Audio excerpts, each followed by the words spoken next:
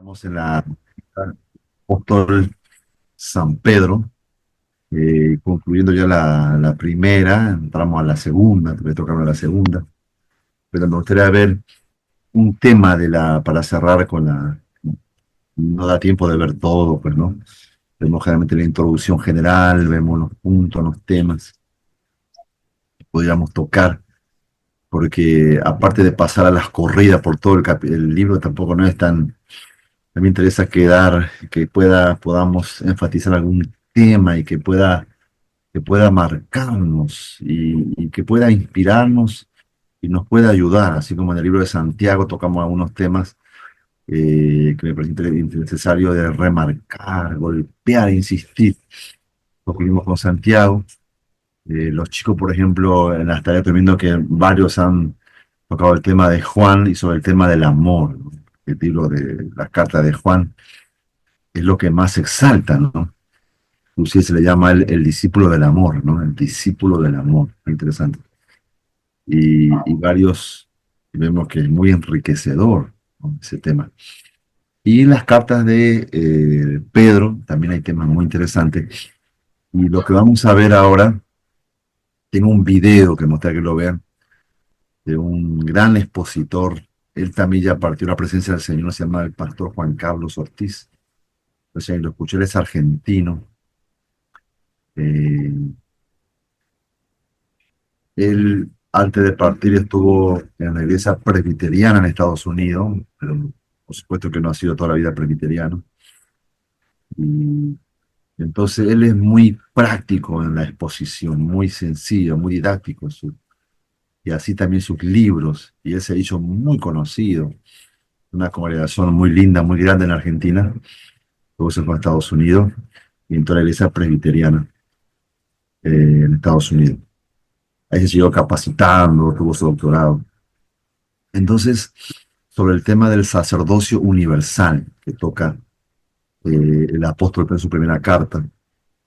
Así que vamos a orar primero, ¿sí? Después vamos a leer ese texto, después vamos a poner a este hombre que pueda exponernos sobre ese tema puntual.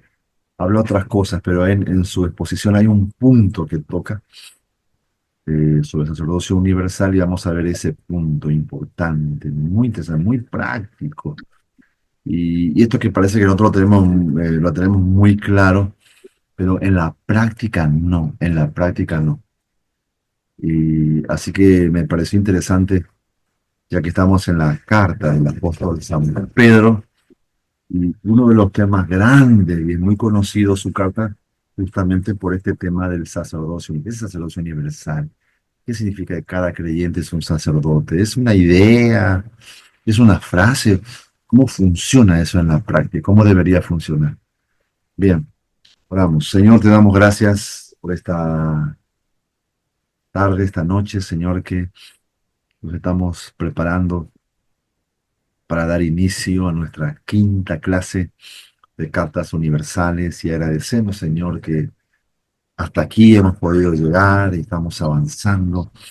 Nuestro anhelo, mi anhelo es también, Señor, que podamos a través de estas cartas, de estos grandes hombres de Dios, de estas escrituras preciosas, seamos también nosotros inspirados, podamos amar estos temas que estamos viendo de las escrituras, que sea el mismo Espíritu Santo que inspiró a los escritores, nos inspiren también a nosotros a entender mejor, a comprender mejor, a ampliar nuestra visión, nuestra idea en cuanto a la labor pastoral, ministerial, lo cual estamos sirviendo en nuestros distintos lugares, o estamos colaborando con nuestros pastores, ancianos.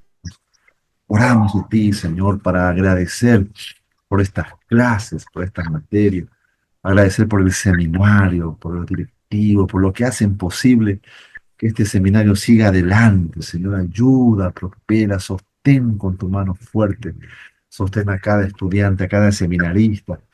Por mucho esfuerzo también están en sus clases. Yo sé que no es fácil estar del otro lado, algunos llegan de su trabajo, algunos están batallando por actividades, Señor, sin completar, que puedan completar sus tareas. Ayuda, Señor, donde hay dificultades de tiempo. o a veces dificultades también económicas, que tú suplas todos los recursos y podamos todos continuar, que nadie se quede por el camino. También agradecemos por nuestros hermanos que hoy le tocan exponer, agradecemos por la vida de ellos, también que tú les ayudes. Les bendecimos, bendecimos este día, esta clase, estaremos juntos. En el nombre de Jesús, oramos. Amén y amén. Ahora sí, entonces voy a leer el texto esto es como para cerrar ahí este libro precioso de la primera epístola del apóstol San eh, Pedro. Bien, eh, ahí estamos viendo el texto, ya gustando el texto, estamos viendo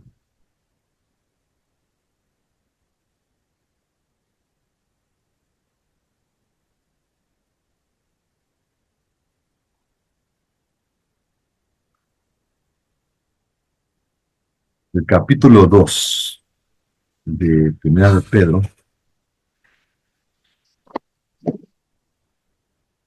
verso 9. Mas vosotros sois linaje escogido, real sacerdocio, nación santa, pueblo adquirido por Dios, para que anunciéis la virtud de aquel que os llamó de las tinieblas a su luz admirable. Vosotros que en otro tiempo no erais pueblo, pero que ahora sois pueblo de Dios. En otro tiempo no habíais alcanzado misericordia, pero ahora habéis alcanzado misericordia. Eh, entonces dice allí, más vosotros sois linaje escogido, real sacerdocio, nación santa, pueblo adquirido por Dios. ¿Sí? Ese es un texto importante para nosotros para ver acerca del sacerdocio universal, eh, que es en realidad lo que la reforma ha traído, ¿no? Y ha roto esa separación que tenía la Iglesia Católica del laico, el clero, ¿no? Como que había una clase social dentro de la congregación alta, importante. Entonces eso se rompió, esa separación, ¿sí? Esa separación de clero y laico. Nosotros creemos que todos somos un mismo cuerpo. Hay dones, creemos en los dones, no aceptamos los dones, pero somos un mismo cuerpo. Muy bien. Así que pensando en esto, vamos a que escuchemos Sol, ¿puedes ponernos? A ver,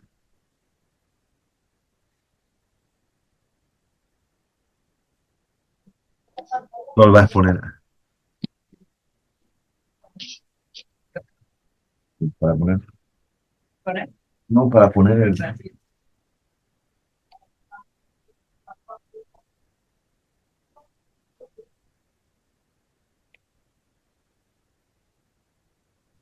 Bien,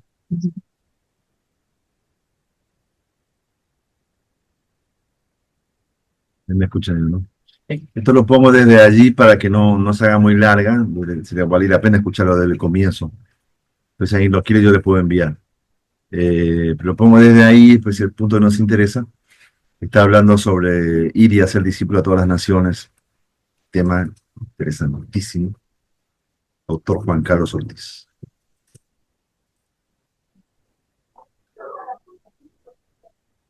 A sanar, o sea, a que Dios la bendiga. ¿Se escucha bien? ¿Se escucha bien? Sí, sí, pastor, sí se escucha. Sí, se escucha bien. Hemos formado líderes del futuro de todo el país, por decirlo así. Discipular es Ahora lo ha muteado. Jesús y sus Ahí está, ahora sí. Ahí está. Ah, que la apaga esa página. Mm. en el Evangelio. ¿Dónde usted ve en el Evangelio a Jesús haciendo el trabajo como los pastores modernos? Él vivía con ellos. Él los corregía, los ayudaba, los bendecía, los reprendía, ¿no? Los formaba. Sí, a los 3 años, y a 12 líderes a quienes encargó el mundo. Piensen creyentes de su iglesia que tienen 3 años de convertido. A ver, ¿qué pueden hacer? En muchas iglesias, no, esta es un alma nueva, hace apenas 3 años que se convirtió. Eso no es un alma nueva. Tendría que estar en alguna sección de la ciudad haciendo discípulos en 3 años. Es decir, que hemos fallado en alguna cosa. Entonces, ¿con qué recursos cuenta la iglesia para llegar a toda criatura, a todo el mundo? ¿Con qué recursos? Los recursos somos tú y yo. No es dinero. La iglesia primitiva no tenía un sistema financiero. Por empezar, los creyentes primitivos eran judíos que iban al templo, llevaban sus diezmos al templo, iban a orar al templo. ¿Se acuerda Pedro y Juan? ¿Dónde iban a orar cuando sanaron? Iban al templo porque ellos creían que esto era una renovación de la religión judía. No sabían que era algo nuevo, algo distinto, porque la religión, ahí nació el evangelio, en la religión judía. Jesús era judío, Jesús iba al templo, María, José iban al templo, y todos los apóstoles iban al templo, pero pensaban que toda la religión judía se iba a transformar, una reforma, una renovación espiritual, pero no, se endurecieron y los echaron. Fue recién Pablo que se dio cuenta que no podían seguir juntos, porque él siempre vio cuando iba a predicar a un pueblo, ¿a dónde iba? A la sinagoga. Y lo echaban, y se iba a otra sinagoga, y se iban a otro pueblo y lo echaban de nuevo, y lo echaban. Un día dijo, ¡basta! Me voy a los gentiles. Entonces Pablo comenzó una cosa nueva. Desde allí en adelante, la iglesia comenzó a manejar las finanzas de la gente. Ya no llevaban al templo, porque el gentil no sabía nada del templo. Así que Pablo empezó a ordenar las finanzas en la iglesia. Pero si usted mira bien las finanzas eran mayormente para los pobres, porque no edificaban templos. No había edificios. Los edificios comenzaron después del año 300, cuando el emperador romano Constantino se convirtió y él comenzó a dar dinero y a dar los templos paganos para que los creyentes se reúnan. Pero antes no había templos, se reunían por las casas y en parques, en la playa. Así que no hacía falta dinero. El dinero era todo para los pobres. Y aún San Pablo no recibía sueldo.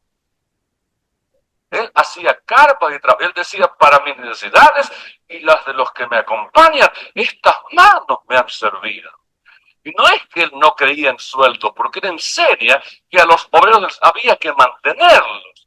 Pero el miedo de él era que la iglesia se empiece más a pedir plata que a predicar, como hay muchas iglesias hoy, que como hay que mantener tantas cosas, que los instrumentos, que el sonido, que los bancos, que el edificio, nos pasamos pidiendo plata y plata y plata para mantener un grupito y no evangelizamos y no ayudamos a los pobres. Entonces uno tiene que revisar las prioridades, cuáles son.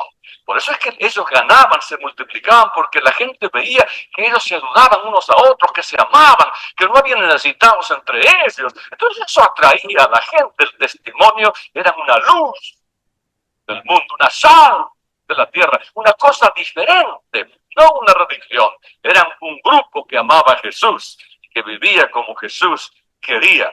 Entonces los recursos de esa iglesia eran las personas, no los edificios, no la orquesta, no el coro. Eso es muy lindo, pero a veces nos entretiene demasiado y uno pierde el blanco. ¿Para qué existimos? ¿Cuál es el negocio de la iglesia? El negocio de la iglesia es evangelizar y discipular a los nuevos convertidos para que sigan evangelizando, para que sigan discipulando, para que lleguemos al mundo. Pero a veces uno se olvida de eso. Hay iglesias que tienen visión, los pastores y plantan muchas otras iglesias. Hay algunas que nunca plantan nada, porque están ocupados en ellos mismos. Se han olvidado, han hecho de su iglesia un fin en sí mismo y no que es un medio para llegar más lejos, más lejos, más lejos. Imagínese Jesús con 12 ignorantes, porque la Biblia dice que los apóstoles primero eran hombres sin letras e ignorantes, y con ellos piensa ganar al mundo. No, después se convirtió gente más culta, como Saulo de Tarso, y él llegaba a reyes, llegaba a presidentes, llegaba a clases más altas, porque él tenía más cultura. Pero de cualquier manera, lo práctico es que tenemos que el énfasis hacerlo en las personas, no tanto en los bancos, en los instrumentos, en el sonido, en el templo, en las cortinas, en la alfombra, que a veces, mire, yo he sido pastor casi toda mi vida, y a veces en la iglesia usted mira las reuniones de ancianos, mira usted las minutas, el acta, y cuál es el orden del día. Y que hay que pintar el salón, que las cortinas están ya viejas, el sonido no están dando bien, y casi nunca discuten cómo evangelizar. Están siempre hablando de cosas así nomás. Un día yo era el predicador de un retiro de gente muy rica, gente que da mucho dinero para la obra del Señor, todos millonarios, pero yo no soy millonario, estaba ahí para dar el devocional. Y uno de estos millonarios se levanta y da este testimonio.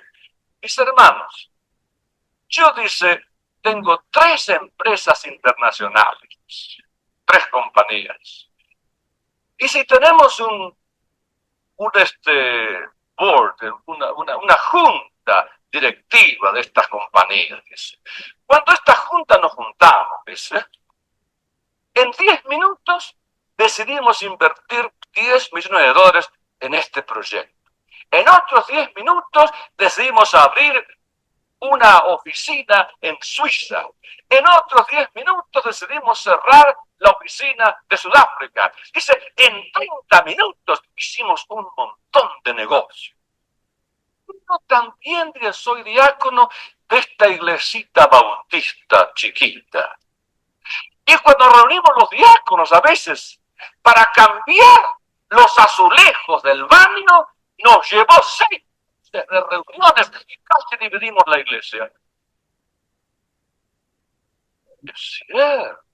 Es cierto que se reúnen los ancianos y parece que ahí está Satanás dirigiendo para que no vayan a hablar de evangelización ni discipulado, que hablen del baño, que hablen de esto y la alfombra y de aquí y el piano. Una vez me dijo a mí un pastor en Inglaterra, no un obispo de la iglesia en dice, mire hermano, una vez yo quería cambiar el piano de la izquierda a la derecha.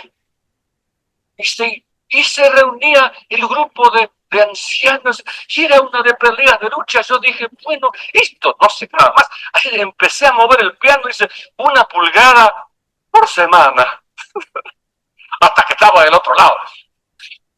Barbaridad. Pobre Jesús, que dijo, id por todo el mundo, predicad el evangelio a toda criatura. ¿Y a dónde ha llegado la iglesia? A hacer una institución que en vez de evangelizar está preocupándose como que no se enojen los creyentes, que no se ofenda a fulano, que no...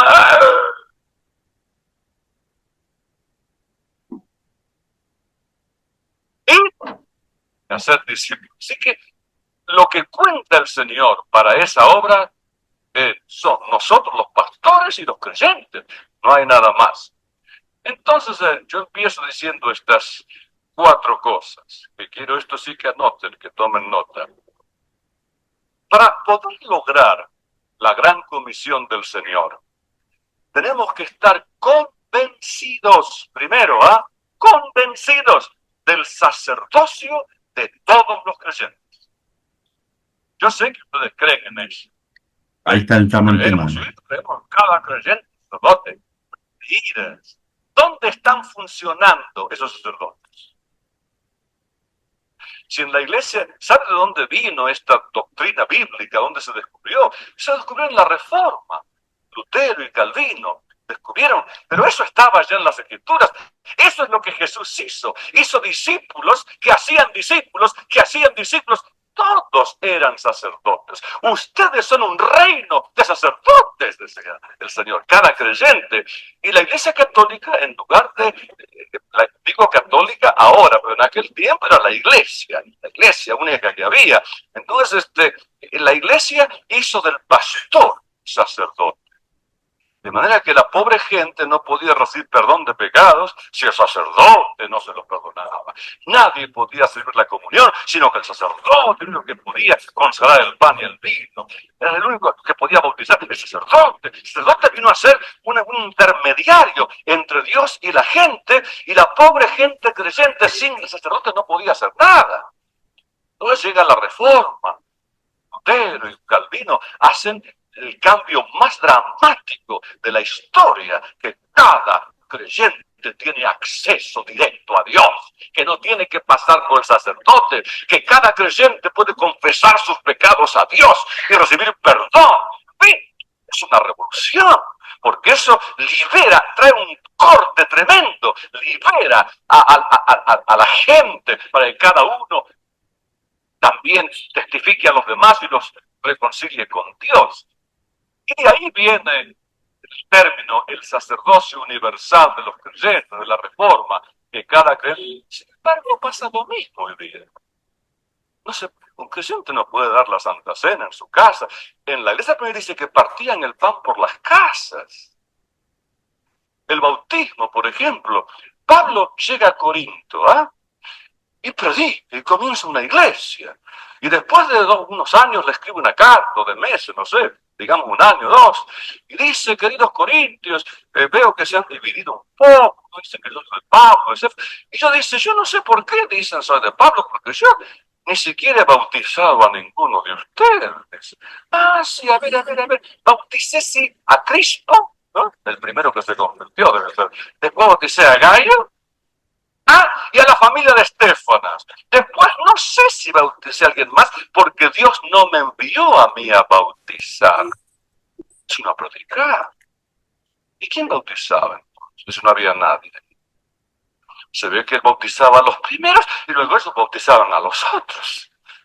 Y luego se ve que partían el pan por las casas. Es decir, que qué interesante si enseñamos a los creyentes que ellos pueden ganar a sus vecinos, bautizarlos, darle la Santa Cena. No, qué interesante. Está soltando a los sacerdotes para que ministren.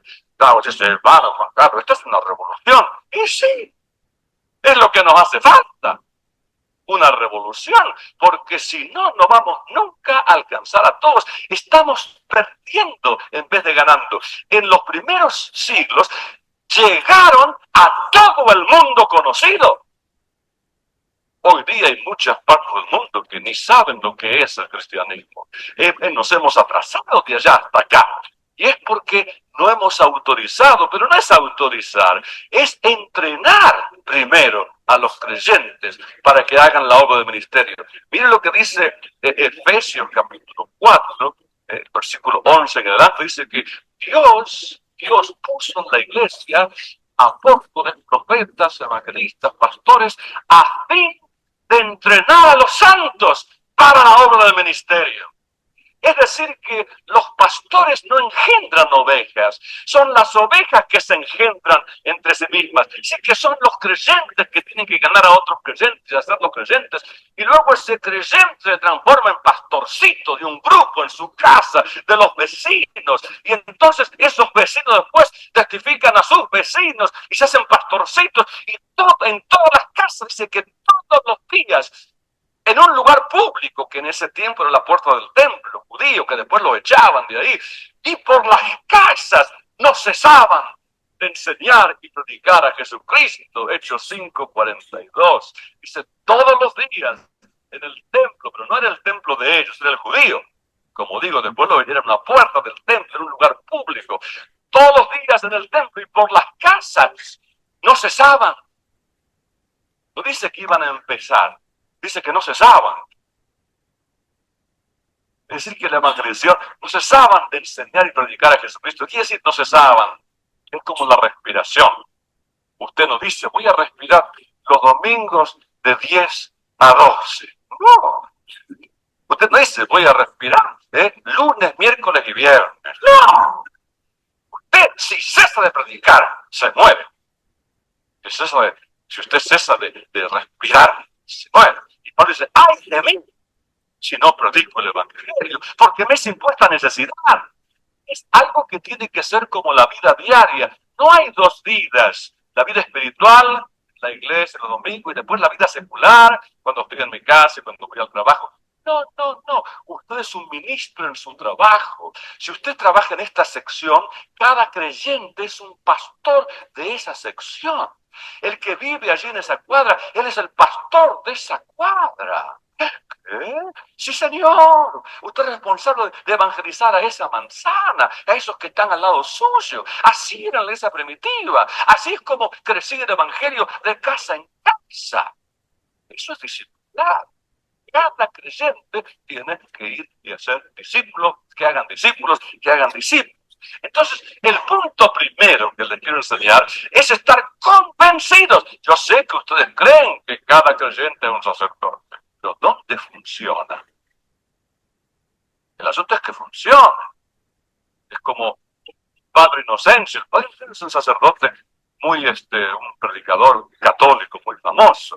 Es mexicano. Era un sacerdote de esos sacerdotes de la teología de la liberación. Era un sacerdote muy social, ¿no? Medio comunista el sacerdote en México. Y era un asistente del obispo. Y él tenía una iglesita, pero no andaba para ningún lado la iglesita porque predicaba política, puede predicar a Cristo, este pastor, este Padre Inocencio. Y un día empezó el movimiento carismático en México entre los católicos. Entonces, unas viejitas, unos más, fueron a una convención carismática y volvieron llenos del Espíritu Santo. Y le dicen al padre, padre, dice, ¿quiere que oremos para que usted reciba el Espíritu Santo? Dice, ¿qué? Yo ya tengo el Espíritu Santo, lo recibí cuando me bautizaron, lo recibí cuando me confirmé y lo recibí cuando me ordenaron. Ay, dice, entonces déjenos que le oremos para que se le note. Dice él, porque esto lo escuché de boca de él, dice él, así que no se me nota, dice él. Y se empezó a preocupar hasta que le pidió a las viejitas que oren por él y fue lleno del Espíritu Santo y comenzó a predicar a Cristo. Es decir que, hermanos, ¿usted cree que sus creyentes son todos sacerdotes? Sí. Bueno, hay que hacer que se les note. Porque a veces tenemos una teología muy linda, muy sana, muy bíblica, pero no funciona. Yo digo que el clericalismo se ha filtrado a la iglesia evangélica y los pastores somos, nos queremos hacer indispensables, ¿no? Hermano pastor, me ora. ¿Por qué no se ora usted? Si usted tiene tanto acceso, ore por mi marido. ¿Y por qué no ora usted por su marido? Imagínate el pastor orando por los maridos de todas las mujeres. No, usted, pastor, eso es un problema grave en la iglesia. Yo hace pocos meses tuve una conferencia en Italia y había 3 oradores, yo era uno de los 3. Y eran unos hermanos, pero el orador, él enseñaba nuestra posición en Cristo. Nunca oí nada mejor. Cómo le explicaba que el creyente no está en sí mismo, no está en la denominación, está en Cristo. En Cristo. Ese era uno de los oradores. El otro orador era un orador de estos que predicaban la fe y el pensamiento positivo. Hermano, lo que me fortalece. Dios nos hizo para que tengamos esto. Dios nos hizo para triunfar. Después estaba yo, que enseñaba justamente que cada creyente es un sacerdote. Así que fue una conferencia tremenda. Al último día, dice el líder de la conferencia, hermanos, todos aquellos que tienen necesidades, pasen adelante para que los oradores le oren. Hagamos 3 filas, una para el pastoreto, y vamos a orar por ustedes. Yo tenía una fila y no fui. no fui adelante. No estaba la fila preparada, estaban dos pastores ahí en la fila. Viene a mí el director y dice, hermano, usted pase, que ya está la gente esperando. Yo no voy a pasar. ¿Cómo no va a pasar? Yo voy a hablar de aquí del asiento. Ponga otro, porque yo no voy a pasar. ¿Y por qué? Digo, después le explico. Yo quería hacer un punto. Quería ser, no es que soy malo, que soy rebelde. Yo podría haber ido para dar el gusto a él. Pero dije, hermano, estamos negando todo lo que hemos enseñado. Le decimos a la gente que todo lo puede. Y después decimos, si usted piensa algo, venga a mí para que yo le ore. Estamos haciéndolos dependientes de nosotros. ¿No se da cuenta? Si yo voy al frente, ¿sabe lo que hubiera hecho? Hubiera dicho, hermanos, les voy a explicar por qué no les voy a orar. Porque ustedes tienen tanto acceso como yo a Dios. El Dios de ustedes es mi Dios y el Dios mío es de ustedes. Ustedes tienen que aprender a destetarse. Y no solamente a depender del pastor, sino ustedes a ser pastores de otros nuevos discípulos que tienen que ganar ustedes y deben discipularlos ustedes. Eso hubiera hecho yo si me pago ahí y les arruino la conferencia. ¿Sabe qué me dice el director de la conferencia? Pues, hermano Juan Carlos, gracias, dice. A mí se me ocurre que a los pastores nos gusta que la gente dependa de nosotros. Que me venga a mí, porque yo soy el que les puedo llevar a Dios. Entonces dependen de mí. Entonces, hermanos, el primer punto que quiero aclarar es estar convencidos, que sea nuestra convicción del sacerdocio de todos los, hasta que usted no tenga fe que Cristo está en la vida de su gente, hasta que usted no tenga fe que ellos han recibido el mismo Espíritu Santo que usted recibió, hasta que no tenga fe que ellos son hijos de Dios, que son testigos, que son embajadores de Cristo, hasta que usted no crea eso, usted no puede hacer discípulos. Usted lo que quiere hacer es gente dependiente de usted. Y si no lo suelta, mire cómo es la familia humana. Nuestros padres nos tenían bien sujetos hasta que nos hicimos adolescentes. Después, por más que querían, no podían. Gloria a Dios. Dios nos hizo, los hizo a los adolescentes que se rebelen. Porque si no se rebelan, los padres no los dejan crecer. Todavía hoy me estaría diciendo mamá, ponete el pantalón marrón. Porque así somos los padres. ¿Por qué no me puedes decir a ponerte el pantalón marrón? Porque yo no me lo pongo. ¿Por qué? Porque yo tengo que llegar a ser mi mismo. Cuando uno es adolescente, es un momento de transición. No es que uno tiene que dejarlos hacer lo que sea la gana, porque el chico, aunque es ya grande, aunque tiene un cuerpo musculoso, todavía no tiene la experiencia que tienen los padres. Pero el asunto es cómo hacer. Es como cuando uno remonta un barrilete. ¿Sabe lo que es un barrilete? El volantín, no sé cómo le dicen acá. ¿Ah? Bueno, usted fíjese cómo es ese asunto, ¿no? Usted de repente empieza a colear, no tiene que aflojar. Y de repente se va a dar, todo tira, y así es con el adolescente. Hay que aflojarle, y hay que tirar, y es un arte. Es un arte. Uno tiene que darle más libertad, pero no toda. Cuando son chiquitos, no. Usted no cruza la calle sin la mano mía. Usted no toque las tijeras. Pero usted le va a decir a un adolescente, no toque las tijeras hasta que yo no te dé permiso. No, ya es adolescente. Y ojalá que crezca y que sepa usar la tijera él, que pueda cruzar la calle solo. Imagínese si toda la vida tiene que hacerlo cruzar la calle en la mano de papá y mamá. Un desastre. Y así pasa con los creyentes. Así pasa. El clericalismo es a veces lo que mata a la iglesia. Porque no soltamos a los que pero antes de soltarlos hay que entrenarlos. Y eso es, de eso se trata el discipulado. Así que el primer punto, ¿cuál era? Estar convencido de qué? Del sacerdocio de todos los creyentes. Cuando usted... Este,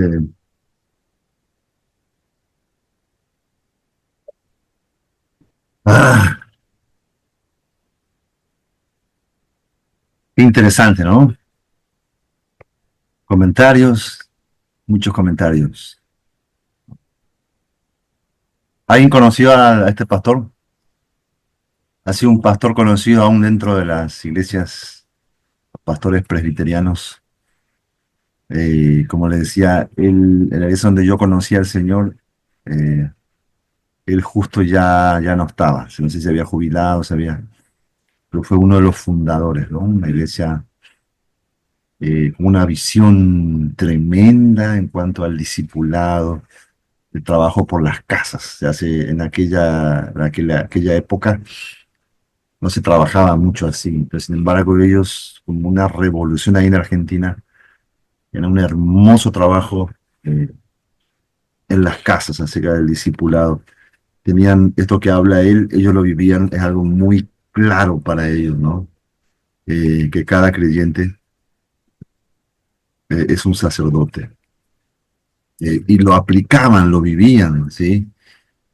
Cada líder en su casa, el encargado, ¿no? Le llamaba el encargado, era como si fuera el pastor de esa familia y de esa zona. Lo que él habla, yo viví, yo conocí al Señor justamente, gracias a Dios que existió eso, porque yo conocí al Señor en una de esas casas, de una manera extraordinaria, y ahí fui discipulado, fui formado. O sea que la iglesia era muy grande. Yo ni, el pastor ni me conocían, había miles de personas. Sin embargo, muy bien organizada por las casas. Y no hay forma de parar, ¿sí? Cuando por las casas, ¿sí? Y que cada creyente es un sacerdote, ¿no? Y tiene esta visión. Claro, como dice él, hay que formarlos, hay que enseñar, hay que discipular. Van a cometer errores, pero hay que enseñarles. Muy bien. ¿Alguien quiere comentar algo breve? O si no, están los expositores. Hoy es día de grandes expositores, ¿sí? Comenzamos con el pastor Juan Carlos Ortiz, seguimos con Cristian, después con la hermana. Hoy es día de los grandes conferencistas. Bien, bien, bien, bien, bien. Nada, entonces comenzamos, ¿sí? Pienso yo, el hombre se expresa muy bien, es muy práctico, siempre ha sido así sus mensajes. Me acuerdo cuando él tocaba predicar, muchísima gente venía, ¿no? El lugar era un lugar muy grande, pero esa vez, porque él ya se había ido, cuando regresaba así, venían de todas partes para escucharlo a él, ¿no? Él estaba dando una enseñanza, pero cuando está predicando en un púlpito, eh, tremendo, tremendo, este era Juan Carlos Ortiz.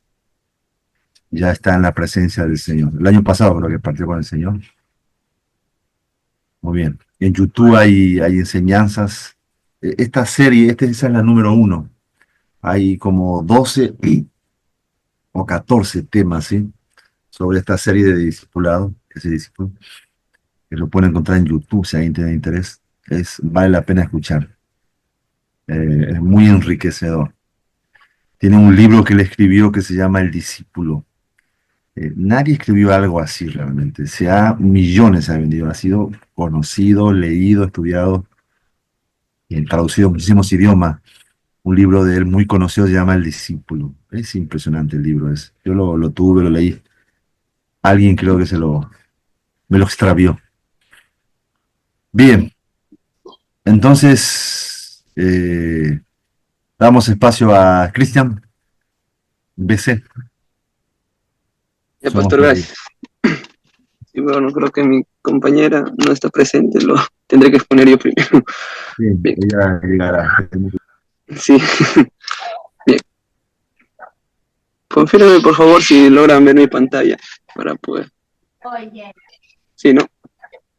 Ahí. Sí, sí se ve. Y se ve Ya, bien. gracias. Gracias. Ya, bien. Bien, buenas noches, pastor. Buenas noches, hermanos, compañeros, seminaritas. En esta oportunidad, en este día, voy a estar hablándoles sobre la epístola de Tercera de Juan. Bueno, como he estado observando esta epístola, es muy reflexionativo. Bueno, yo lo he tomado así porque habla sobre una vida propia hacia con las personas. En sí, yo he tocado es un tema reverente de todo el libro que le he titulado, que se llama El amor por los demás, viviendo en obediencia. Acá me voy a referir no solo al amor a nuestros hermanos en la iglesia, entonces, sino en cualquier forma, ya sea amistades de trabajo, amistades de ciertas socializaciones que tenemos. Me voy a envasar a eso. En primer lugar, voy a empezar a hablar sobre una breve introducción sobre, en base a la epístola que voy a narrar, lo que se caracteriza. Esta epístola de Tercera de Juan es caracterizada por tres motivos. Uno, que es el saludo que viene a ser el autor, que viene a ser el anciano, a Gayo. En primer lugar, Gayo, a quien era un autor que amaba la verdad, según la epístola. Otro también puedo decir que la bendición del autor para Gayo, que era deseando que tenga éxito, salud y que su plena, pues, y que su alma prospere. O sea, ahí habla cómo el autor hace que Gayo sea una persona de bendición para el pueblo. Otro también es la alegría del autor, que viene por recibir el testimonio de los hermanos sobre la verdad de Gallo. O sea, narra sobre los resultados que puede dar este personaje ante las personas, con las personas, perdón, para que acá en la epístola en Juan sepa bien cómo está llevando a su discípulo, que viene a ser Gallo. En Tercera de Juan se puede ver la preocupación de Juan, exactamente, para las influencias de las apóstolas en la iglesia.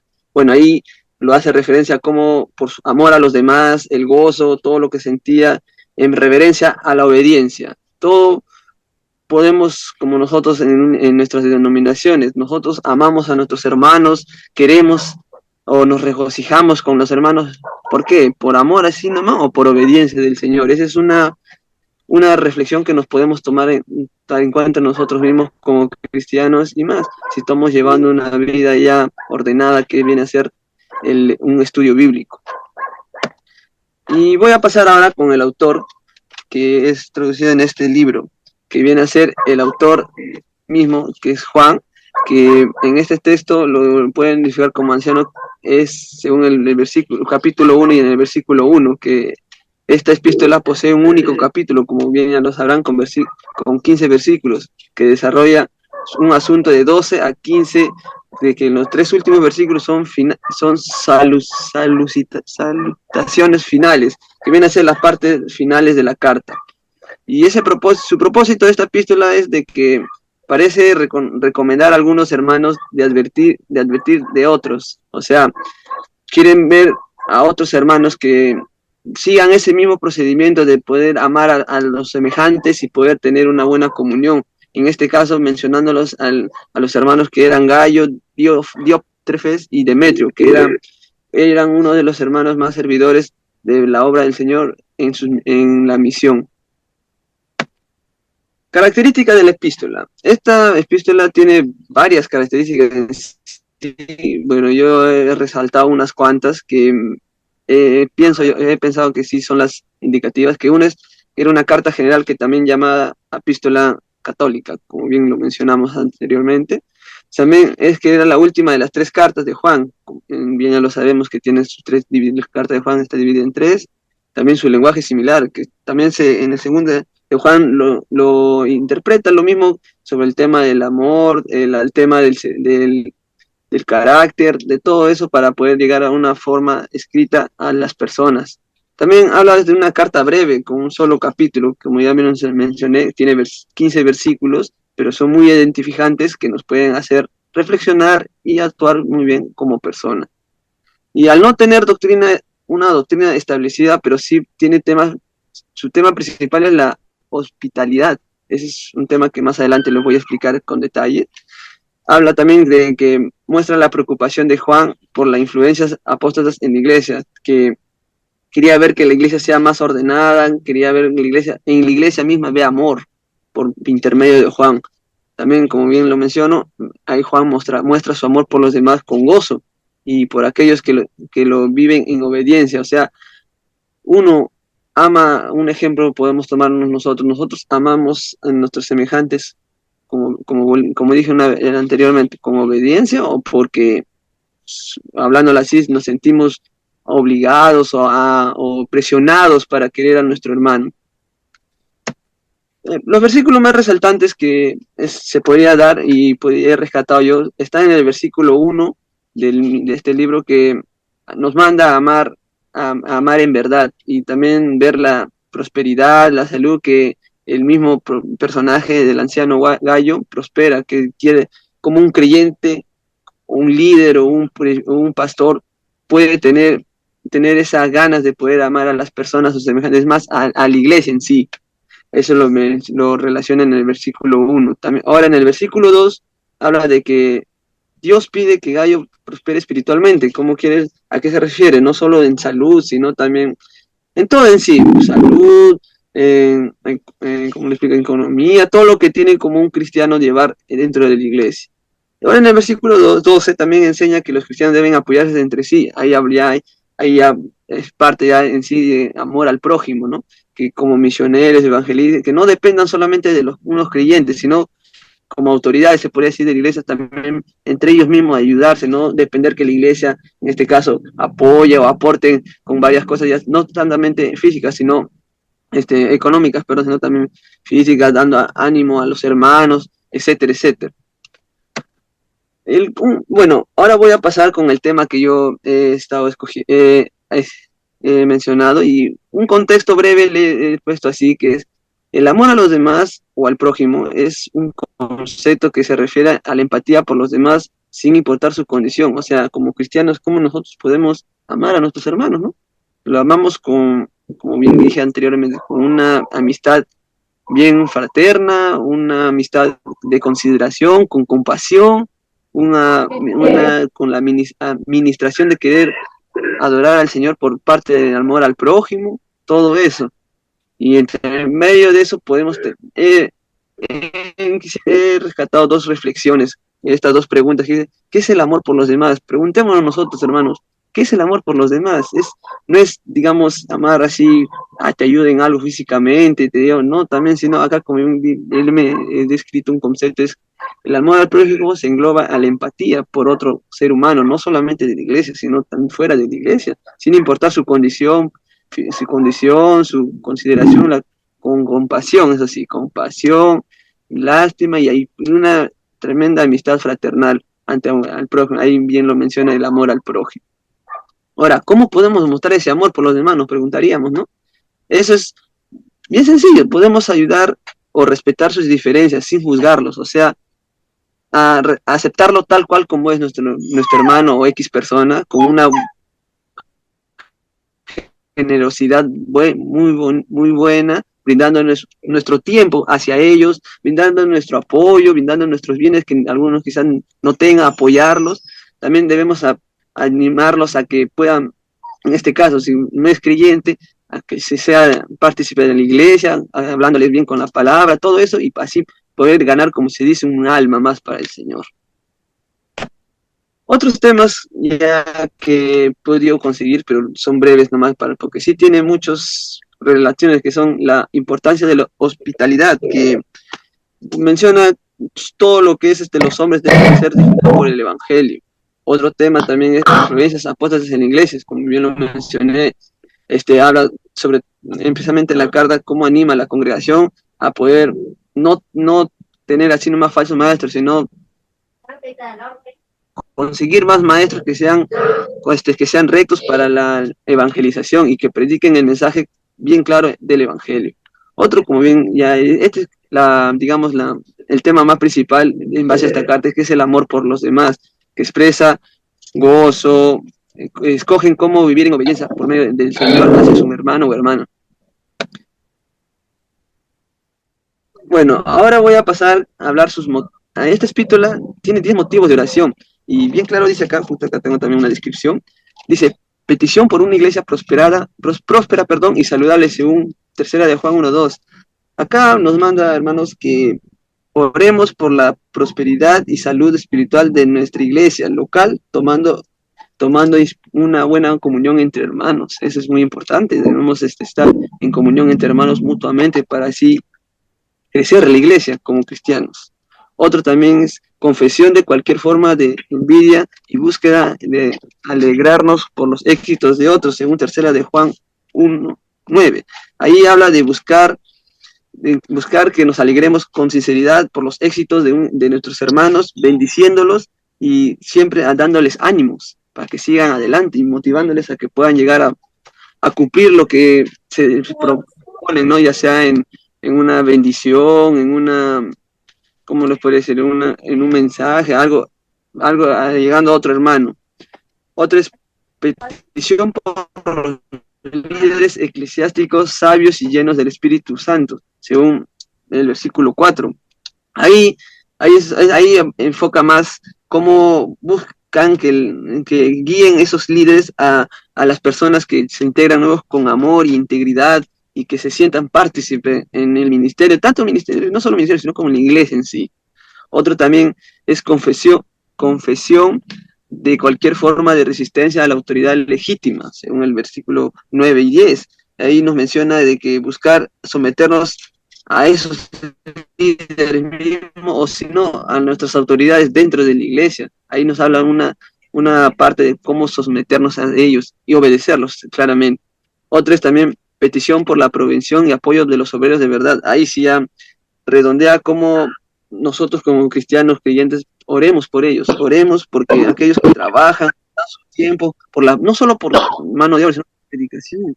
Debemos orar por aquellos que predican el evangelio dentro de la iglesia y enseñan la verdad a la misma congregación, a aquellas personas que aún no lo entienden. Otro también habla en confesión de cualquier falta de hospitalidad y búsqueda de ser acogedores. Bueno, ahí habla de que debemos confesarnos nuestras faltas.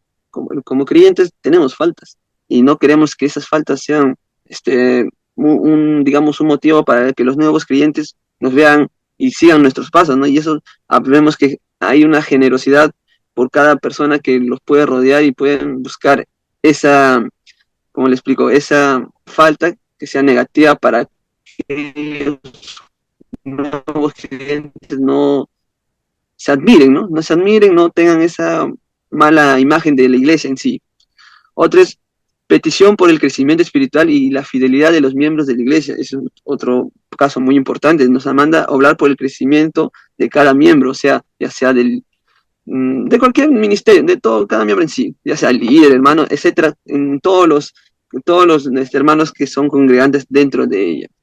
Habla también es confesión de cualquier forma del egoísmo y búsqueda del buen común. Ay, ese es muy, muy detallado para poder hablarlo, pero lo voy a resumir. Que lo manda esto confiesa que nuestras vidas es para buscar el bien común, reflejando el Espíritu Santo dentro de nosotros y hacia el hermano que aún no entiende o no comprende o es nuevo, por primera vez llega a una iglesia y hacerle entender que es el verdadero amor de Dios con nosotros y con ellos. Otro es confesión de cualquier forma de egoísmo y búsqueda del bien común. Eso nos manda que debemos buscar bien ese bien común reflejando el Espíritu Santo dentro de nosotros. También petición por la unidad y armonía en la iglesia. Eso es muy, muy importante, hermanos, porque más allá de poder orar por la iglesia, debemos exhortar quizás a un hermano que tiene falta. Debemos exhortarlo, pero con un buen amor, llegando a ellos con amor. Con amor, seguir el bien para poder que el hermano no se resienta, no se sienta mal, pero hablándole con amor para hacerle entender su falta y poder llegar a él que pueda cumplir o mejorar en algo, si aún no lo logra entender. Y por último, agradeciendo por el testimonio y la fidelidad de los creyentes. Ahí, esa es una parte ya como creyentes lo debemos tener en claro, principalmente agradecer a Dios por querer apoyarnos como hermanos. Siempre agradecemos eso nosotros, pero nos agradecemos nosotros como hermanos que nos ayudamos tanto espiritualmente, materialmente, nos ayudamos y podemos seguir el ejemplo de Dios como Él lo hacía. Él tenía amor por los hermanos, por la gente allá en Jerusalén, no tenía seleccionadas personas, Él amaba a todos por igual. Nosotros también podemos hacer eso, ¿no? Tanto si nos llamamos ser hijos de Dios, Eso debe estar en nosotros, el amor y el agradecimiento entre nosotros como creyentes. Y, por, y podemos tener como aplicación, no imitando lo malo, sino lo bueno. Eso lo encontramos bien claro en el versículo 11, ¿no? Que nos habla de que no imiten lo bueno. Lo voy a leer para poder entenderlo. Dice, amado, no imites lo malo, sino lo bueno. El que hace lo bueno es de Dios, pero el que hace lo malo no ha visto a Dios. Bien claro lo dice ahí, ¿no? No imitando lo bueno. O sea, si tú haces todo lo contrario, lo malo es porque realmente no conoces de Dios y no sabes quién es Él. Otra vez, el que hace lo bueno, pero el que hace lo malo y no lo practica, no ha visto a Dios y no lo ha conocido. Por lo tanto, debemos preocuparnos por las influencias apostáticas dentro de la iglesia para ver cómo están nuestros hermanos, si están bien en amor, especialmente con el Señor, para así poder amar a sus demás hermanos, al prójimo. Otro también, amando a los demás y gozarnos por aquellos que escogen llevar una vida y de obediencia. Es muy bueno, es más que importante, muy, muy bien de hermanos se los podría decir, porque personalmente sí es un acto de reverencia como nosotros demostramos el amor de Dios con nuestros hermanos y eso da buena imagen como cristianos a nosotros dentro y fuera de la iglesia. Bueno, el pastor, eso sería todo. Gracias por la atención.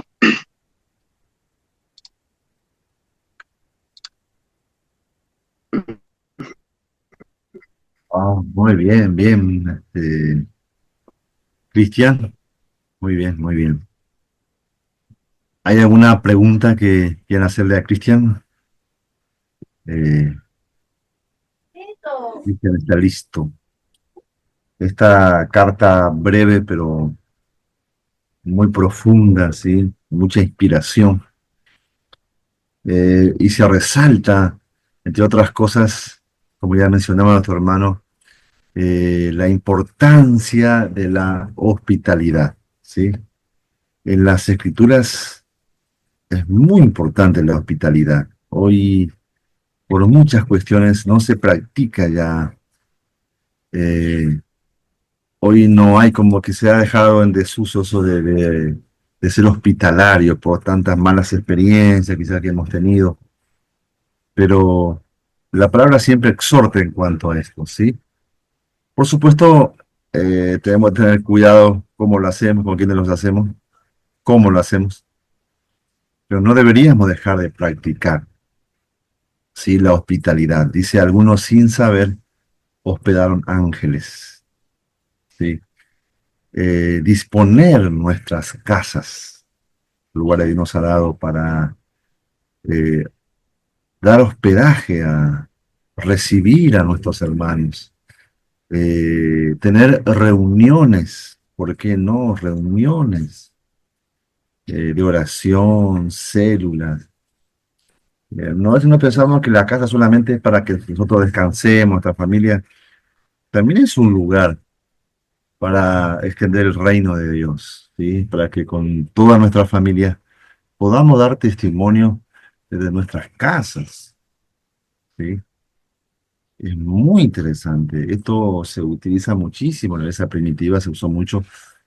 La iglesia que está en tu casa, ¿no? El apóstol Pablo se despedía de varios, Aquila, Priscila y otros. Saludo a la iglesia que está en tu casa. Se reunían por las casas como hemos escuchado. Y acá esta carta, por supuesto, habla de que va dirigida a Gallo. Y la bendición que recae sobre él, amado, yo deseo que seas próspero en todo, que tengas salud como prospera tu alma. Se refiere a él de esta manera, justamente por eh, esa hospitalidad que él tenía, esa generosidad con estos viajeros que eran, predicaban el evangelio, ¿sí? Entonces él los recibía, los hospedaba y les daba todo lo necesario para que sigan viajando, ¿sí? Y esta gente, la que iba Juan dando testimonio de Gallo, es decir, la forma que nos han atendido es una maravilla, dice. Por eso dice, y se gozó tanto Juan, que inspirado por el Espíritu, escribe esta carta para bendecir de parte de Dios a Gallo. Y por supuesto que en el reino de Dios, para eso es necesario la prosperidad económica también, ¿sí? La provisión económica, ¿sí? No es tanto para mi deleite humano ni para las vanidades, sino para la extensión del reino de Dios, ¿sí? Hay quienes hayan viajando, poder respaldar, ¿no? Obras misioneras, misioneros, gente que andan viajando, distintos lugares, eh, lugares que se están abriendo de reunión, que se están construyendo. Y Dios tiene entre tantas personas, no siempre, pero hay gente muy próspera y a la vez muy generosa también, ¿sí? La persona que ha sido como mi padre espiritual en casa, justo ha sido discípulo del predicador que escuchamos hoy, Juan Carlos Ortiz, él ha sido discípulo de él. Y esta persona, no solamente que en su casa llevaba, como si fuera una iglesia, muy bien el discipulado, varias personas nos hemos convertido, conocimos al Señor en su casa y fuimos discipulados por él. Se llama Pablo Boriciu. Aparte, él es un empresario muy próspero. Interesante esto, ¿no? Un hombre de Dios consagrado, un hombre santo, lleno del Espíritu Santo, y a la vez muy próspero y muy generoso, ¿sí? Escuché de que hay inclusive a pastores que él le ha regalado una casa, ¿no? Que les regaló una casa, ¿no? Ha respaldado para construir templos en distintos lugares, apoyado con salarios a misioneros que estaban viajando en otros países, apoyando varias obras, varios lugares, personas con dificultades, ha sostenido económicamente por muchos años. Y por supuesto, sí, el deseo de Dios es que seas prosperado, gallo. Hay gente que son como gallos, ¿no? Que son prósperos, ¿eh? Porque sus almas son prósperas, en Cristo son prósperos. Es tremendo. A diferencia de que ahí aparece otro personaje que es Diótrefes, ¿no? Ese es lo contrario. Para él no va dirigido, amado, yo deseo que seas próspera, no es para Diótrefes, es para Gallo y para Demetrio. También Demetrio, dan testimonio de Demetrio, un hombre hospedador, generoso. Pero Diótrefes no recibía y se oponía a lo que recibía. Estaba endemoniado Diótrefes. Así que hay también así obstáculos, ¿verdad? Testimonio pésimo de otra fe. Pero acá se resalta la hospitalidad, la generosidad, y damos gracias a Dios, bendecimos por estos hermanos que están siempre por allí en nuestras congregaciones, en algunas congregaciones, para apoyar. A veces hay gente que apoya a los seminaristas. Acá conocí un pastor acá en Piura, de la iglesia Casa de Oración, digamos, como denominación. Hay una denominación que se llama Casa de Oración, ustedes conocerán. Es una linda denominación aquí. Entonces, el pastor cuando se enteró que yo era presbiteriano, me abrazó, me invitó a su iglesia, me invitó, me recibió, me invitó a predicar. Y él me comentó el testimonio de que él estudió en Brasil en un seminario, y mientras era seminarista, que no contaba con recursos, él no trabajaba, ¿no? Como joven, dice que en la iglesia presbiteriana había hombres así prósperos, llenos de Dios, que lo sostenían a él económicamente, siendo él de otra denominación, por la sencilla razón de que era un seminarista. Dice, me sostuvieron durante todo el año que yo fui seminarista, yo nunca me olvido, dice, de la iglesia presbiteriana de Brasil, llena de vida. Qué lindo testimonio, ¿no? Que la gente nos pueda recordar a los presbiterianos, no solamente porque tenemos corbata, saco, sino que por nuestra generosidad, dice, me sostuvieron.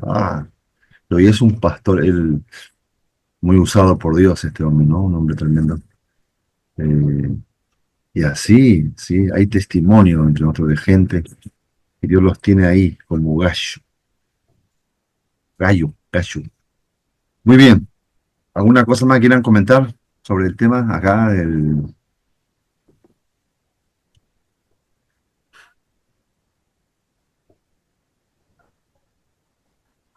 Pastor, bueno, buenas Buenas. noches.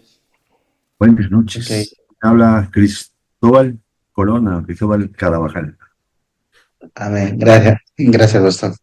Eh, bueno, sí, ¿no? Importante lo que usted dice. Importante esta carta también, o esta epístola que es pequeña, es solamente un capítulo nada más, sin embargo, encierra muchas enseñanzas, ¿no? Y justamente de esto que usted hablaba, ¿no? De este versículo en la que Juan está saludando a Gallo y le está diciendo: Amado, yo deseo que tú seas prosperado en todo, ¿no? Y que tengas salud así como prospera tu alma. Y bueno, es bueno entender, ¿no? Entender bien este pasaje, ¿no? Porque se han tomado muchas enseñanzas acerca de eso, ¿no? Y se ha llegado incluso a querer, o bueno, a interpretarlo de una manera diferente, ¿no? Por un lado, están los que hablan. Justamente usted habló acerca de eso, ¿no? Sobre el tema de la prosperidad. Y no es malo ser próspero en realidad, pero aquí es Juan quien está deseando. Dice: yo deseo que tú seas prosperado. Pero lo han interpretado y lo han dicho: no, ya es, hermanos, Dios desea que tú seas prosperado. Sin embargo, esto es un saludo, ¿no? Porque entonces, en todo caso, toda la iglesia sería prosperada, digamos, si lo vamos a ver económicamente en todo, y nos vamos a dar cuenta que van a haber circunstancias en las que van a ser adversas. O sea, hay personas que obviamente, si lo tomamos esto de manera, ¿no? A la economía, ¿no?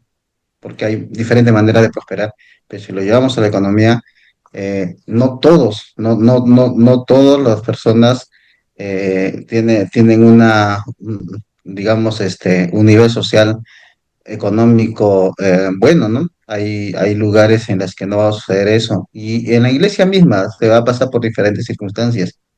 Por otro lado, es la segunda parte, ¿no? En la que dice: y que tenga salud. Entonces, dice, ¿no? Ya ves, hermano, Dios quiere que tú tengas salud.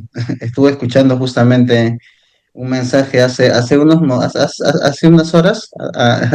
Estaba en el celular y veía, ¿no? De este predicador. Y este predicador de los años 80 más o menos, de 70, de 80, 90, y en una de sus prédicas dice que el hospital y las medicinas son para la gente incrédula. Para los creyentes es la sanidad divina, ¿no? Y entonces motivaba, ¿no? A todos los que le escuchaban y le decían: la sanidad divina es para la iglesia, decían, ¿no? Bueno, ustedes, seguramente todos conocemos, ¿no? A este pastor, que ya falleció, Gigi Ávila, que exponía de esa manera sus mensajes, ¿no? Y entonces toda la gente le creía, y llegó un momento a calar esto en que a la población cristiana, en que los creyentes comenzaron a decir eso, y hasta ahora todavía se escucha, ¿no? Y a veces aquí en el barrio escucho esos pensamientos, ¿no? Que el Señor me cure, ¿no? Yo no tomo pastilla, porque tomar pastilla, tomar medicamento es sinónimo de incredulidad, ¿no? Es sinónimo de falta de fe, ¿no? Es sinónimo de eso, y entonces dice: no, yo prefiero que el Señor me cure. ¿Cómo ha aflorado esto? Que justamente en este tiempo de la pandemia, cuando apareció esta pandemia, la pandemia, el COVID, todo eso, realmente se vio notorio, ¿no? Notorio que mucha gente incluso hasta se negó a ser vacunada y todas esas cosas, porque decían: el Señor me protege, el Señor me va a proteger, Dios me va a cuidar, ¿no? ¿Y por qué? Porque se trazó este saludo que Juan le está haciendo, y se inclinó hacia el significado de que es Dios quien está dando una declaración, o quien está dando una promesa, y en realidad aquí, según yo leo, es Juan quien está saludando. O sea, Juan está saludando a Gallo, lo está saludando y le está diciendo: amado, le está diciendo: yo deseo que tú seas prosperado y que tengas salud, así como prospera tu alma, ¿no? O sea, es un deseo, es un saludo que todo creyente obviamente queremos, ¿no? Sabemos que es el propósito de Dios que Dios nos cuida, pero eso no nos da la promesa de que Dios siempre nos va a sanar o siempre nos va a prosperar o siempre vamos a estar en una circunstancia, en una situación próspera, buena. Entonces, a veces esas cosas se han confundido en algún momento, ¿no? Y ahorita aquí en mi barrio, acá donde vivimos, nosotros de alguna manera combatimos con eso porque estamos rodeados de muchas de esas congregaciones. Y qué difícil a veces es predicar a las personas o a veces hablarle porque se produce una contradicción tremenda. Y entonces se produce una contradicción porque ha aflorado bastante ese pensamiento. E incluso, ¿no? Por ejemplo, a veces le dicen, hermano, ¿cómo se encuentran? Prosperados, bendecidos y en victoria, ¿no? El saludo que a veces siempre da, ¿no? Prosperados, bendecidos y en victoria. Y entonces, importante, bueno, para mí, importante entender, ¿no? Este significado. Bueno, pastor, eso era mi opinión, no sé, ¿qué le parece?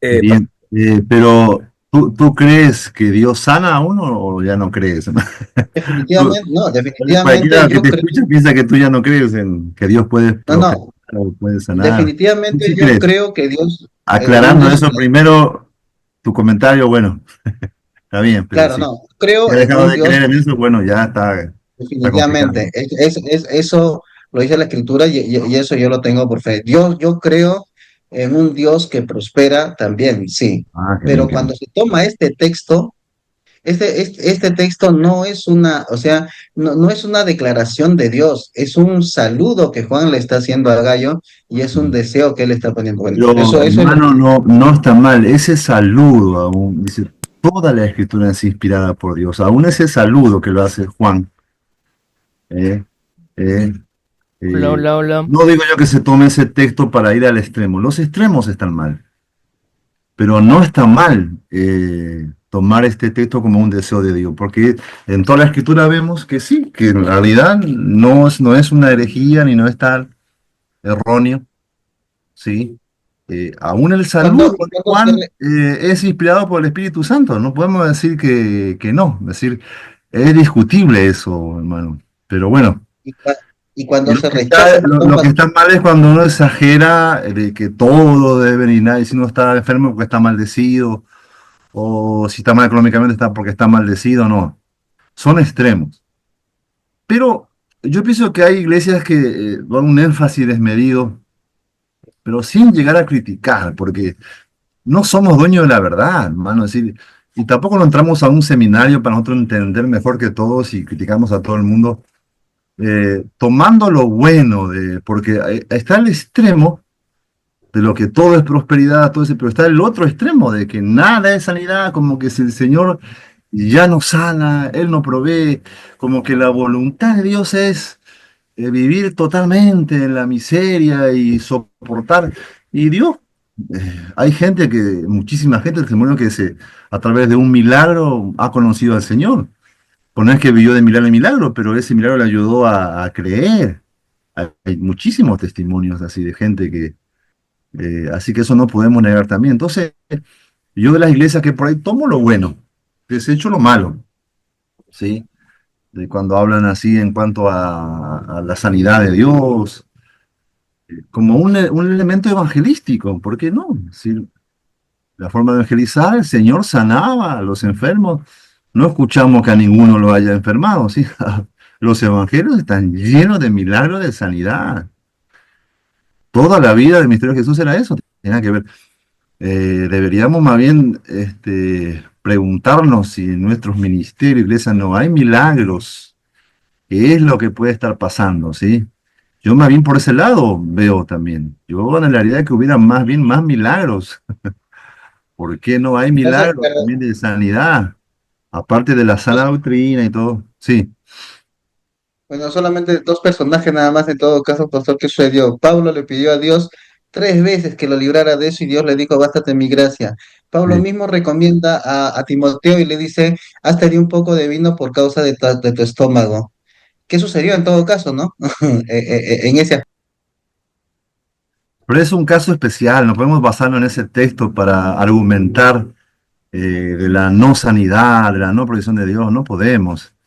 Dice Pablo, él su Pastor, ministerio ¿me está escucha? fundamentado en el poder del Espíritu más que en otros, más que en palabras, decía, ¿no? Bueno, ¿se me escucha? Sí, a un ratito, ¿no? Ahí ya. Entonces, pero toda la Biblia, todo el misterio del apóstol Pablo estaba lleno del respaldo del Espíritu Santo para milagros también, con una palabra poderosa, corrección, lo que vamos a ver ahora en la segunda carta de Pedro, ¿no? De las falsas doctrinas, todas esas cosas. Pero eso no significa de que en su vida no haya vida. Yo pienso que cuando hay milagros, tiene que ver con la vida del Espíritu en medio de nosotros. Deberíamos más bien anhelar eso. En lugar de criticar, no estoy diciendo que tú estás criticando, sino digo, a veces criticamos a un extremo y deberíamos más bien anhelar, no el extremo, pero sí que nuestro ministerio también esté respaldado, como dicen los apóstoles, mientras predicamos, Señor, respáldanos con señales, prodigios y maravillas. Y todos oraron, el lugar que estaba tembló, dice, de hecho fueron llenos del Espíritu Santo, y predicaron con denuedo, y el Señor los respaldaba con señales, prodigios y milagros. Interesante eso. Sí, ahora, ¿cómo se llama? Brian, ¿quiere decir algo? Justamente mi comentario más o menos iba el tema de No, el no pasaje escuchamos habla nada, de... no sé si... Y ahora, Ahí sí. es que me tengo que pegar un poco, ya. Creo que tiene que ver con el Tienes tema de la 5 minutos, prosperidad. después tenemos recreo. Tienes 5 minutos, Brian, después sigues. ¿Cómo? También Javier tiene... Tenemos recreo y medio, así que tienes 5 minutos y después sigues ya. A ver. No entiendo. 5 minutos, vamos después hablo, ahorita hablo, no lo entendí. No, no, habla y después paras y en todo caso seguimos. A ver qué vas a... Ah, ya. De ahí media hora, ya, listo. Bueno, sobre el tema de la prosperidad integral, ¿no? O sea, está hablando de una prosperidad en sí, en general, espiritual, y creo que va en concordancia con la Biblia, ¿no? O sea, la Biblia dice que no te afanes de cosas, no enfocarse en ser rico, ¿no? En riqueza económica. Entonces creo que si vamos a ese punto, definitivamente no está hablando de un enfoque de prosperidad económica, sino está hablando de una prosperidad espiritual que en sí su núcleo está en el área de, en este caso, de los frutos del espíritu, ¿no? En este caso, el crecimiento espiritual que una persona puede tener.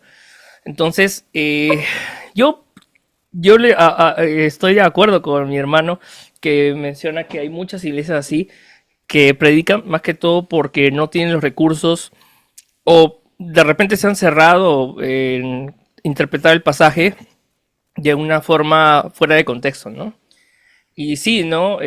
Yo considero, y puede sonar fuerte lo que digo, o sea, puede sonar muy fuerte, pero, o sea, realmente el propósito de la iglesia no es simplemente experimentar milagros, ¿no? O sea, el propósito de la iglesia es glorificar al Señor y obedecer al Señor.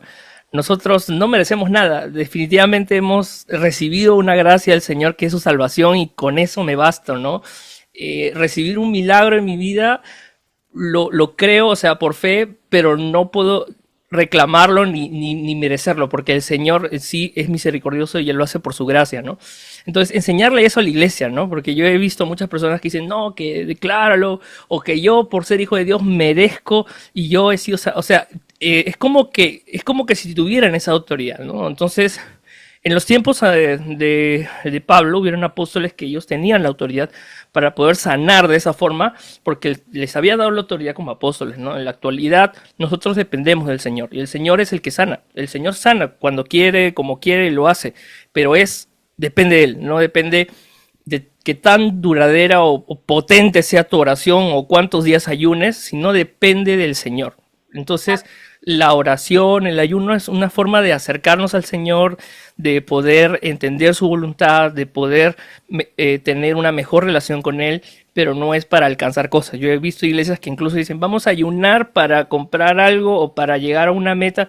En realidad, el ayuno es una forma de tener una relación con el Señor y orar más por esa situación para obtener una respuesta del Señor, en este caso mediante la oración, etcétera, pero no es para, bueno, si ayunamos más, entonces el Señor va a ser. Entonces, no es por obras, ¿no? Entonces, creo yo que la iglesia, hay muchas iglesias que se enfocan en esos milagros y dicen, no, si no hay milagros, entonces el Espíritu Santo no está, ¿no? Yo creo que el mayor milagro que el Señor puede hacer en nuestras vidas es salvarnos de la muerte por medio de Cristo en la cruz. Bueno, ese es mi comentario. Gracias, bendiciones. Pastor, no sé si me permite. Tu comentario, bien, bien, hermano, sí, sí. Pero yo Próxima. quiero agregarles, hermano, de que no nos cerremos, es decir, nuestra denominación no es conocida justamente por justamente milagros y cosas, pero no vamos a ponernos en contra tampoco, es decir, la sana doctrina, acuérdense en eso, a veces uno se cree dueño de la sana doctrina, ¿no es cierto? Eh, y a veces justificamos, ¿sí? La falta de vida. ¿eh? Y a veces eso, por supuesto que no que por mi ayuno, pero hay gente que ora y ayuna y busca de Dios, está buscando la espiritualidad dentro de su iglesia.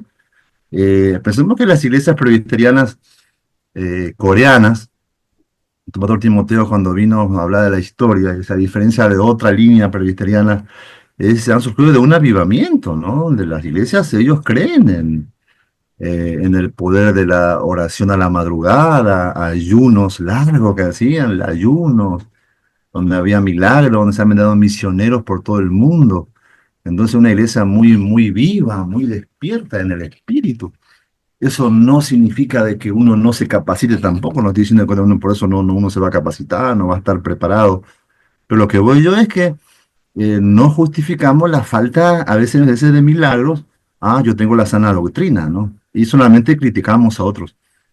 Sí, no vamos a, tomemos lo bueno, digo yo, desechemos lo malo. Ay, a ver, hermano Javier. Bien, pastor, gracias. Sí, pastor, yo creo que los dones de sanidad están vigentes, están para este tiempo. Pero hay una cosita que yo quiero ahondar, es con respecto a la inmutabilidad de Dios. Sí. Entonces, eso es muy importante que conozcamos, porque hoy no se ve antes de Hechos capítulo 2, no se conocía el don de lenguas. Pero después de Hechos 2, 3, encontramos y vemos. Entonces, lo que yo quería, hermanos, es un poquito revisar la inmutabilidad de Dios, el Dios inmutable, ¿no? Entonces, si sabemos que es un Dios inmutable, entonces, ¿qué pasa hoy en día? ¿Dios ha cambiado? No se ven los milagros, no se ven tantas cosas. Entonces, es muy bueno revisar, ¿acaso Dios ha cambiado, ha dejado de obrar? Entonces, yo revisando, porque encontramos ahí en Malaquías 3:6, dice, yo no cambio, dice el Señor. Santiago 1:17 también lo dice. Hebreos 6:17 también lo dice. Entonces, sabemos, ¿no? Que la inmutabilidad de Dios habla de la invariabilidad de Dios. Dios no es variable, no puede cambiar. El hombre sí, es inmutable. Pero hermanos, en estos tiempos, en su obrar, Dios sí, soberanamente puede obrar de muchas maneras. Dios es inmutable, amén. Pero no podemos forzar, ¿no? Forzar la soberanía de Dios y no buscar en la experiencia que de hechos, ¿no? O como todavía algunos todavía están buscando un derramamiento del Espíritu. Entonces, hay que entender este aspecto y hay que entender lo tercera de Juan también. Hay que entenderlo. Entonces, lo que yo quisiera es que podamos entender, hermanos, a veces hay un problema de no comprender la inmutabilidad de Dios, su naturaleza, su carácter, su esencia, es único, pero Dios tiene sus formas de obrar. Dios tiene sus formas de obrar. Dios no ha cambiado en su esencia, Dios no ha cambiado en su carácter, Dios no ha cambiado en todo ello, es inmutable. Pero en estos tiempos Dios sí obra de acuerdo a su soberanía. Entonces, en ese aspecto yo quisiera que tengamos cuidado, ¿no? Porque aquí, bien claro, empieza el versículo 1, 3, y en adelante, Juan está hablando del anciano Cayo, y es una prosperidad espiritual. Y no puedo hacer doctrina yo para una prosperidad económica entonces, eso es, pastor, en mi alcance. Y gracias a los hermanos tienen también ¿no? El Señor pone en ellos para poder ahondar un poco más esta clase y este tema que es muy rico, pastor. Gracias. Hermano, lo mismo. No se cierren en eso. Es prosperidad integral. Es como si estuvieran en contra de la prosperidad. Es decir, estamos en contra de los que predican la prosperidad económica el extrema. Dios es un Dios que provee. Estamos hablando de Gallo, que es un hombre que tiene con recursos, sostenía a los que venían y los apoyaba y los bendecía para que sigan viajando. Lo que no solamente les oró, los bendigo, los reciban, ahí se vayan, como dice Santiago. Si alguien tiene necesidad de pan, yo le digo, Dios te bendiga y te guarde y los envío sin darle nada. Entonces dice, eso es una fe muerta. Entonces, en ese sentido, Dios nos provee de recursos para el reino, para bendecir. Entonces, no tengamos el extremo temor de ese tipo de provisión. Dios provee, ¿sí? Entonces hay una provisión, una propiedad de forma integral, ¿sí? Primero, por supuesto, espiritualmente, que prospere su alma, porque una persona que espiritualmente no es fortalecida, su prosperidad económica solamente es para vanidad, se aparta del Señor, sabemos todo ese tema. Lo sabemos de gente que Dios le provee y usa sus recursos para el reino, como lo ha hecho Gallo, como lo está diciendo ahí. Entonces, lo que voy es, no nos cerremos a esa área del Señor. Como tú mismo dices, Dios es inmutable, toda la Biblia, Dios es un Dios que siempre ha provisto, que sí nos tocan pasar por desiertos, aprendemos lecciones en los desiertos, pero no significa que el plan de Dios no esté en proveer a sus hijos. Así que bueno, en ese sentido, la persona que toma ese texto para mí no está mal. Bueno, seguiremos entonces después del recreo, ¿sí? Amén. Cada profesor tiene su énfasis, así que mi énfasis es eso, ¿sí? Muy bien. La estamos viendo, hermanos queridos, después del recreo.